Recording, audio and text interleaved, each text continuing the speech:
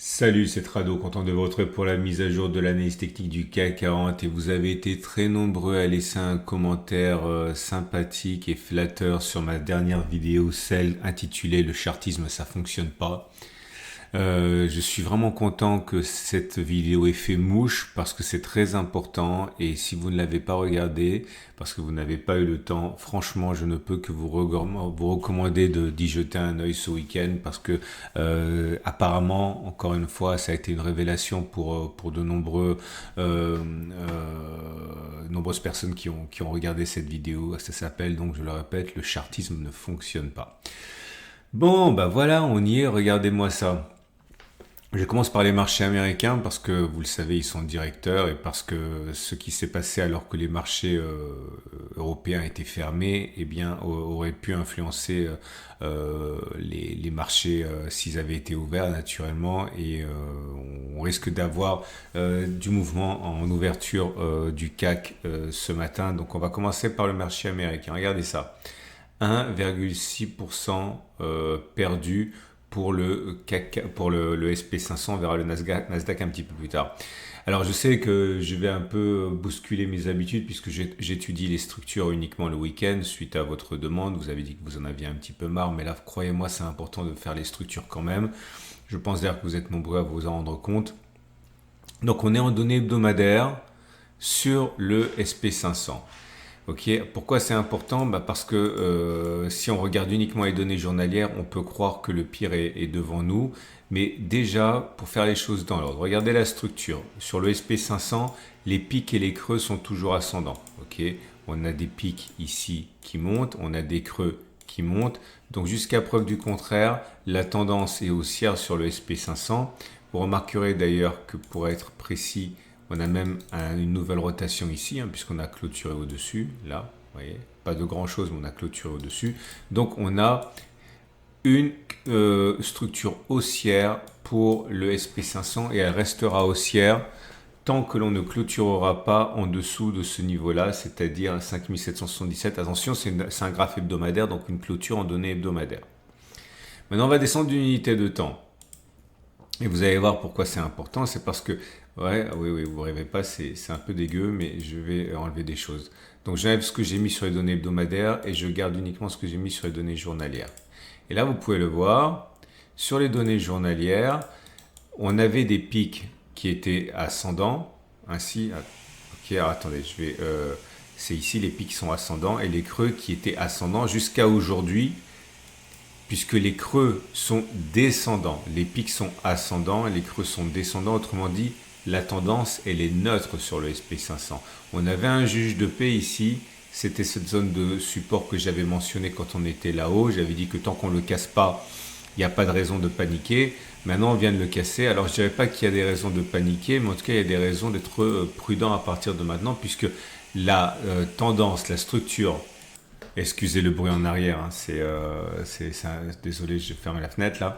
Donc on a des pics qui sont ascendants, des creux qui sont descendants. Donc ça ne veut pas dire une structure baissière sur le SP500. SP500, ça veut dire une structure neutre.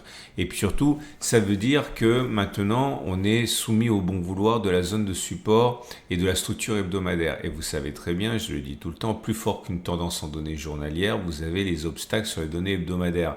Là, même si le SP500 commençait à inscrire des pics et des creux descendants, on serait toujours a priori protégé par la zone de support hebdomadaire.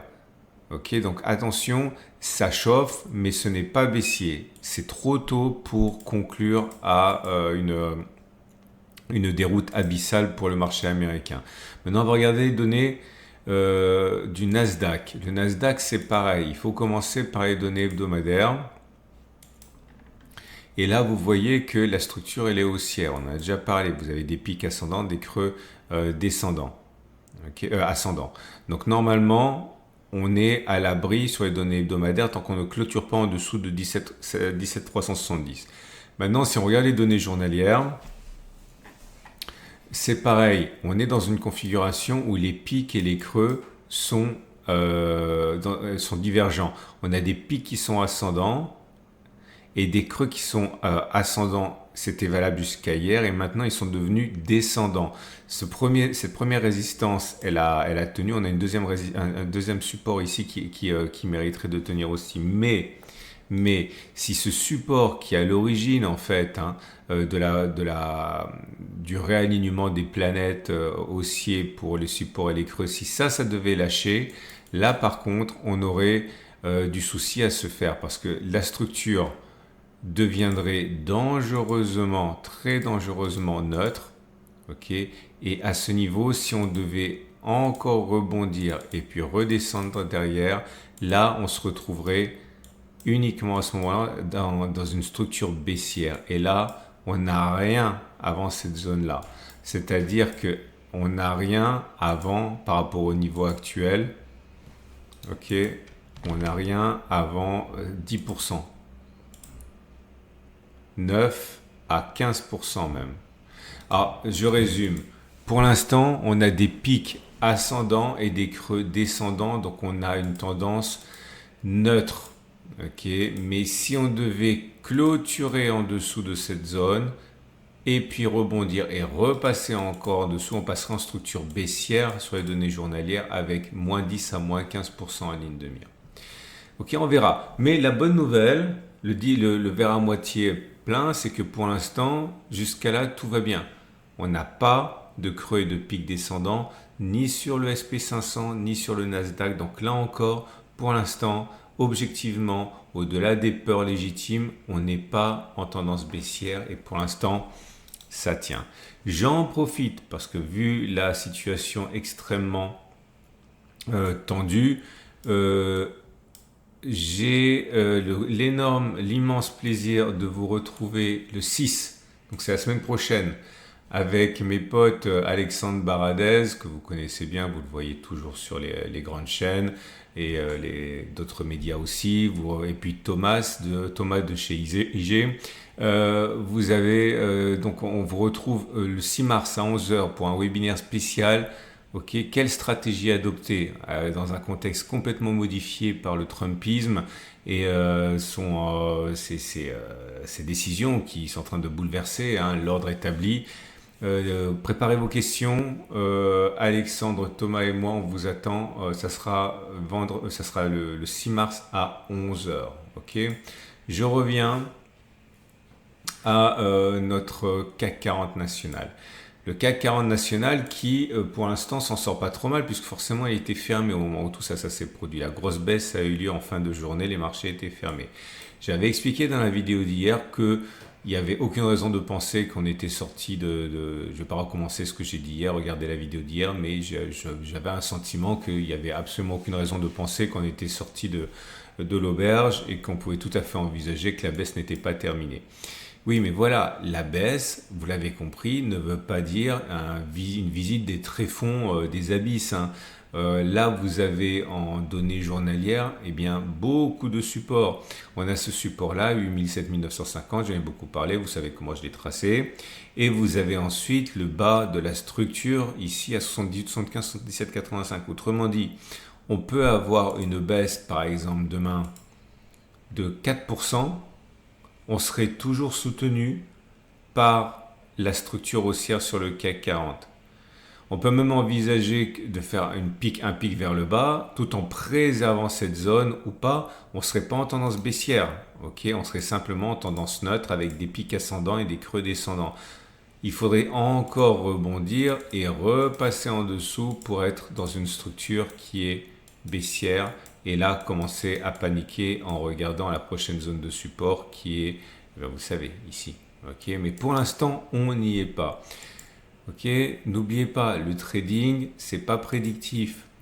Le trading, c'est adaptatif. On s'adapte. Ok, on ne prévoit pas. C'est pas de l'analyse technique. Le trading consiste à réagir à une situation. Pour l'instant, il n'y a pas de quoi, il n'y a pas matière à anticiper le pire. On en reparlera quand on cassera les 77,85 en clôture. Voilà. Pour moi, c'était très important de passer du temps là-dessus. J'ai rien à tester pour vous. De toute manière, vous savez tout ce que j'ai déjà testé. Le MACD, l'étoile du matin, tout ça, ça pointe vers le bas, on le sait très bien. Pour moi, je l'ai déjà dit, je l'ai répété hier, la zone des 8000-7950, à mon avis, on va y aller. Je pense aussi que 78, 75, 77, 85, on va y aller aussi. C'est juste un sentiment, hein. Mais au-delà, on va laisser les choses se décanter. Les marchés américains ont beaucoup plongé là, ils peuvent rebondir et derrière le CAC 40 aussi. Ok, donc pas de panique, on observe. Trois choses. Donc première des choses, pensez à mettre dans vos agendas et préparer des questions pour le webinaire avec Alexandre Baradez et Thomas Roudot. Deux, c'est bientôt mars.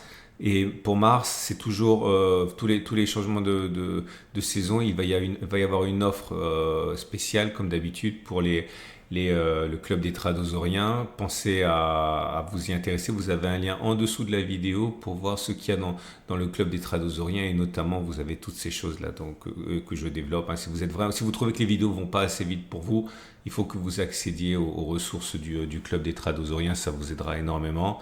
Bon, c'est lourd, hein, mais ça vaut vraiment la peine. Et on va donc passer au trade du jour. Votre rendez-vous avec IG. IG, bien plus que du trading. Une équipe d'experts à vos côtés. C'est simple, hein.